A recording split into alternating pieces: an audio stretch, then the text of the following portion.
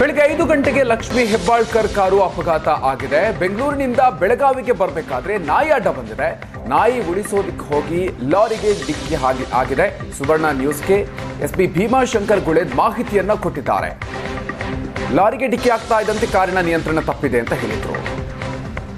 ಬೆಂಗಳೂರಿನಿಂದ ಬೆಳಗಾವಿಗೆ ಬರಬೇಕಾದ್ರೆ ಒಂದು ನಡುವೆ ಯಾವುದೋ ಪ್ರಾಣಿ ಅಡ್ಡ ಬಂತು ಅಂತ ಹೇಳ್ಬಿಟ್ಟು ಅವರು ಅದನ್ನು ಉಳಿಸ್ಲಿಕ್ಕೆ ಹೋಗಿ ಮತ್ತು ಎದುರುಗಡೆ ಒಂದು ಹೆವಿ ವೆಹಿಕಲ್ ಕ್ಯಾಂಟರ್ ಹೋಗ್ತಾಯಿತ್ತು. ಅದಕ್ಕೆ ಆಕ್ಸಿಡೆಂಟ್ ಆಗುತ್ತೆ ಅನ್ನೋದನ್ನು ತಪ್ಪಿಸ್ಲಿಕ್ಕೆ ಹೋಗಿ ಡ್ರೈವರು ನಿಯಂತ್ರಣವನ್ನು ತಪ್ಪಿಕೊಂಡು ಕೆಳಗಡೆ ಸರ್ವಿಸ್ ರೋಡಿಗೆ ಎಂಟ್ರಾಗಿದ್ದ.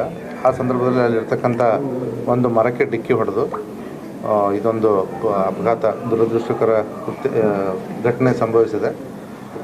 ಈಗಾಗಲೇ ಮೇಡಮ್ ಅವರು ಇಲ್ಲಿ Vijaya hospital ortho and trauma centre Belagavi ನಗರದಲ್ಲಿ ಅಡ್ಮಿಟ್ ಆಗಿದ್ದಾರೆ. ಈಗಾಗಲೇ ನಾನು ಮಾನ್ಯ ಈ ಡಾಕ್ಟರ್ ಹತ್ರ ಮಾತಾಡಿದ್ದೀನಿ. ಅವರಿಗೆ ಮೈನರ್ ಇಂಜುರೀಸ್ ಇದೆ. L1 L4 ಹೇರ್ಲೈನ್ ಫ್ರ್ಯಾಕ್ಚರ್ಸು ಮತ್ತು C1 ಆ್ಯಂಡ್ C4 ಕತ್ತಲ್ಲಿ ಸಬ್ಲಕ್ಸೇಷನ್ ಅಂತಾರೆ. ಸಬ್ಲಕ್ಸೇಷನ್ ಅಂದರೆ ಇನ್ಕಂಪ್ಲೀಟ್